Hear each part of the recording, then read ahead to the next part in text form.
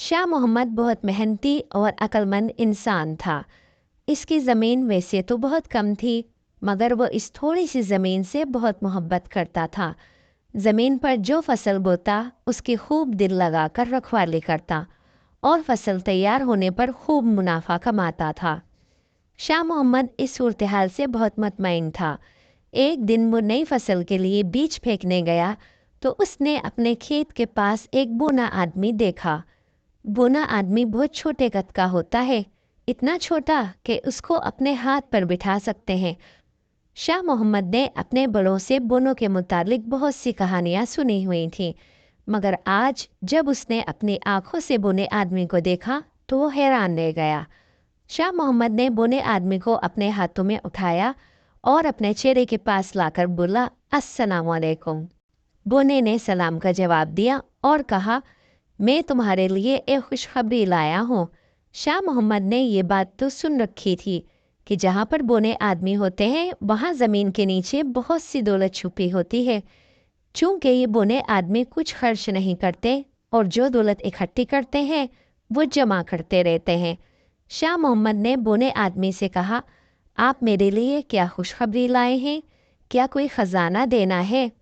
बोने आदमी ने मुस्कुराते हुए कहा कि तुम बहुत अक्लमंद इंसान हो, मगर मैं तुमको एक शर्त पर ख़जाना दूंगा कि तुम 1 साल की जो फसल बीजो उसका आधा हिस्सा मुझे दोगे।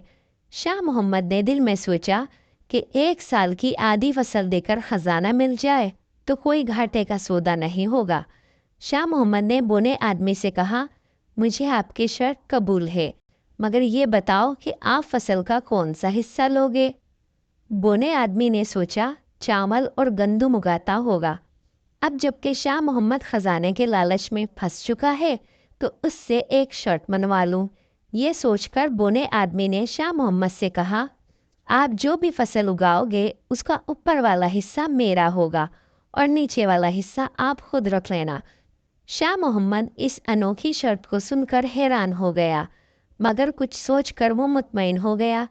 अब जब खेत में हल चलाने और फसल उगाने का वक्त आया तो शाह मोहम्मद ने चावल या गंदम की फसल उगाने के बजाय आलू के बीज बो दिए। बोना आदमी इस चीज़ से लाइल्म था। उसे तो यही पता था कि जो भी फसल तैयार हुई तो शाह मोहम्मद ने मुआहदे के मुताबिक फसल का नीचे वाला हिस्सा खुद रख लिया और ऊपर वाला हिस्सा बोने आदमी के सुपुर्द कर दिया।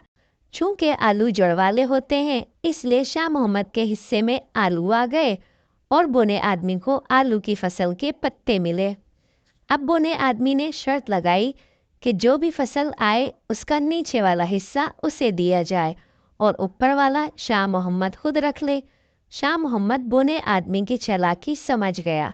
उसने फिर हामी भरी और जब खेत फसल उगाने के काबिल हुआ तो उसने गंदम उगा ली।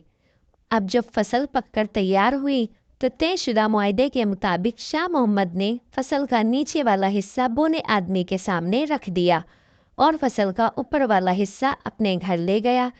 इस मर्तबा फिर बोने आदमी को नुकसान हुआ था, क्योंकि गंदम का अनाज पौधे के ऊपर वाले हिस्से में होता है और नीचे सिर्फ भूसा होता है।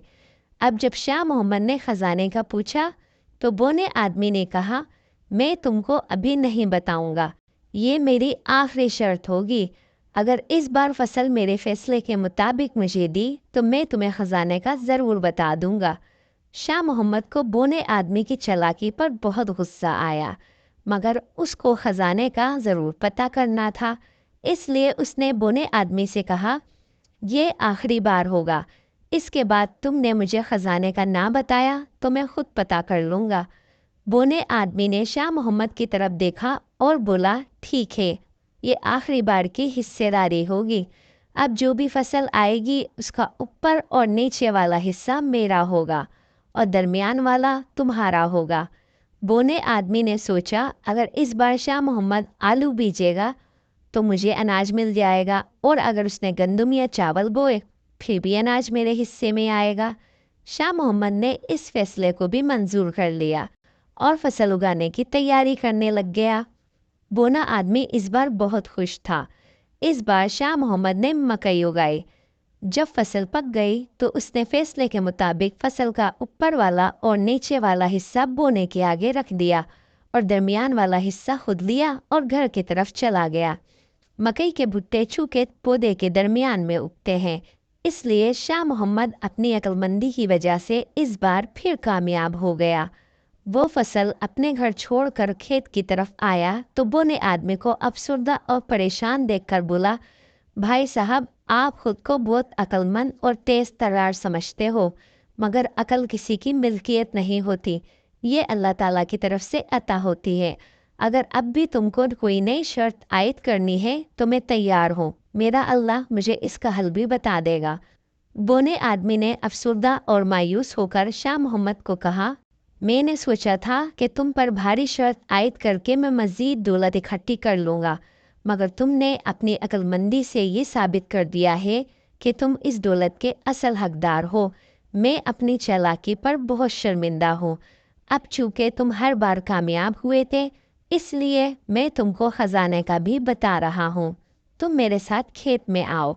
शाह मोहम्मद ने बोने आदमी को हाथ पर बिठाया और खेत में आ गया। एक जगह पहुंचकर बोने आदमी ने रुकने का कहा और बोला, चूंकि तुम हर साल मेहनत करते थे और मैं तुम्हारी मेहनत के सिले पर कब्जा करना चाहता था, मगर मैं नाकाम रहा। अब तुम इस जगह पर गहरी खुदाई करो। यहाँ पर इतना ख़जाना है जिसको खर्च करने पर तुम्हारी नस्लें थक जाएंगी, मगर ये ख़त्म नहीं होगा। शाह मोहम्मद ने उस जगह पर खुदाई की तो वाकई वहाँ से हीरे जवाहरात से भरे बर्तन निकल आए। शाह मोहम्मद ने ख़जाना निकाला और इसका आधा हिस्सा गांव के मुस्तहिक अफराद में तकसीम कर दिया और बोने को अपने पास रखने का फ़ैसला किया।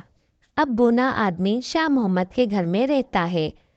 तो दोस्तों, ज़हानत अल्लाह ताला का मुफीद तोहफ़ा है जो मेहनती इंसान को मिलता है।